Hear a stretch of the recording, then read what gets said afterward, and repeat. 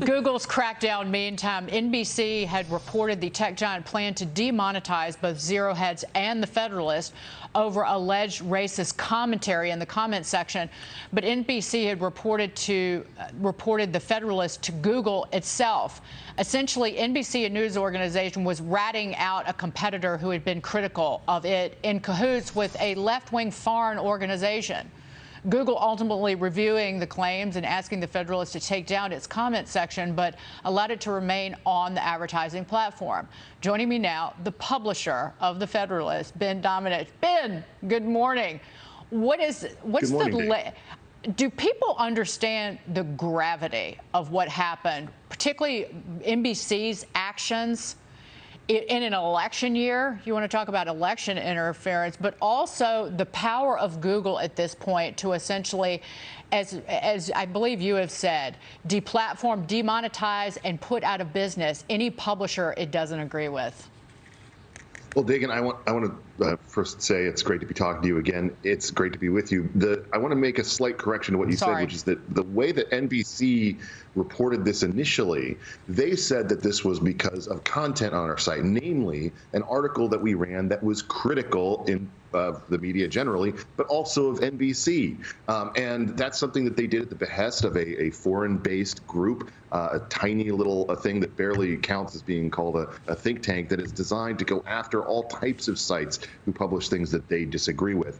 What we're really seeing here is the power that small groups have to weaponize these large internet entities against people that they don't like. It's the appeal of radical leftists going after people whose opinions they think don't just, run afoul of their ideas, but shouldn't even see the light of day or have the financial support to continue staying open. And I think that we're only going to see more of that. Google, in this case, I think embarrassed by the whole situation, came up with the spin that it was because of our comment section.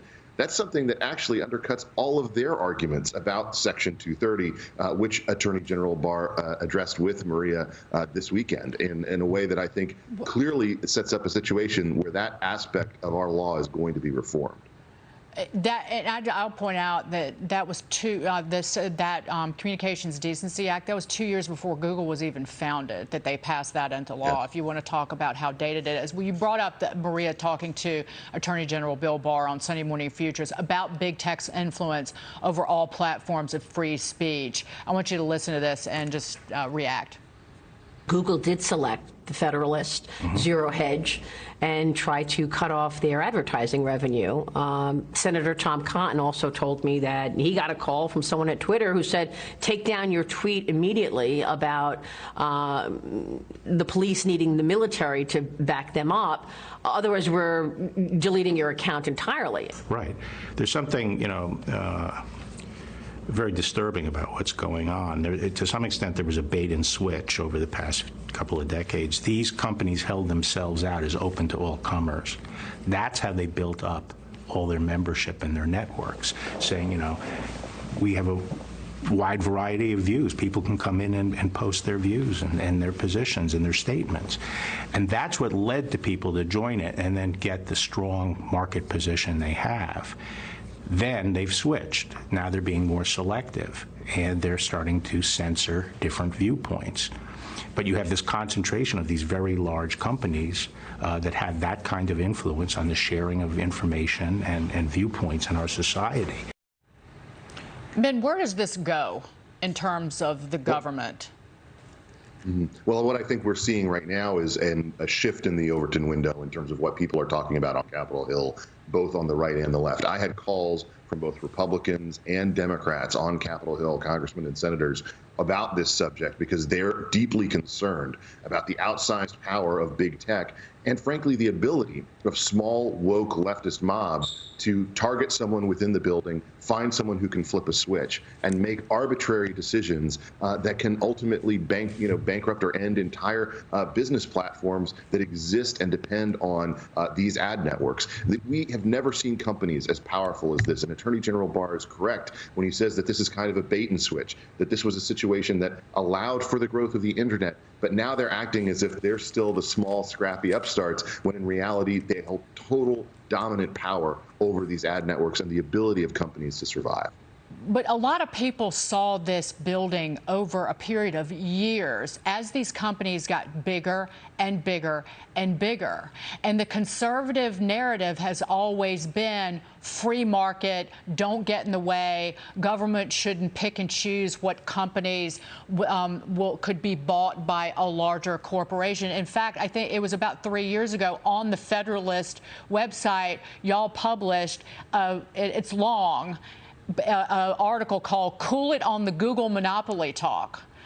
Was that part of the problem? Is that the narrative was always that government needs to step back, we're hands off, and now these corporations are dangerously large? Well, I think that there are two aspects to this. One is, of course, that we want to have companies that behave the right way, that are good actors within the marketplace, that are not trying to crush any kind of competition in ways that are underhanded or using government. On the other hand, that requires them to behave in certain ways that are responsible and not become the tools of these woke leftist mobs. If that kind of thing happens, and keep in mind, this is both right and left who have been criticizing these entities, then inevitably you're going to see a political response. I actually think Google at this point and a lot of these other companies should start to get their minds around the fact that 230 reform, opening up the Communications Decency Act, as you made reference to, might end up being the moderate situation, because otherwise they might end up being viewed as public utilities where people are completely over-regulating them. We saw this happen, frankly, with the railroads back in the day, where because of their bad behavior, government stepped in because there was so much consumer outcry.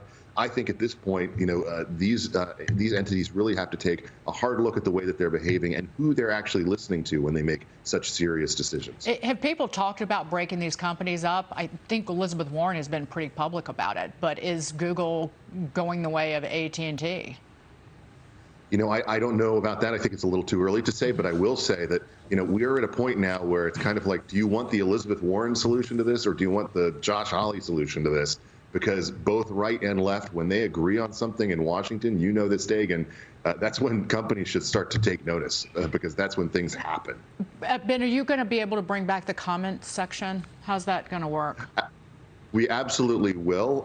We had a completely unregulated comment section before, because that's kind of my inclination. We might have to have a situation where people have to use a real name login or something like that in order to pass muster. Mm-hmm. We'll see, but we're going to bring back comments. I'm not actually all that big on comment section myself, because I don't think that they're all that productive. But we're not going to be pushed around by some big tech entity telling us what we can and can't do. Of course, now the comment section is essential. I think everyone should be very, very upset, disturbed, and afraid of what happened to the Federalists, if you're anybody in this country, regardless of where you fall politically, because it is a huge abuse of a great deal of power and manipulation. Ben, it was great to see you. A happy Father's Day. I'm a little late, but, that's on deck for you, Mr. Domenech. Really excited for you. Please come back. Thank you very much. All right, take care. Absolutely. Bye, Ben Domenech.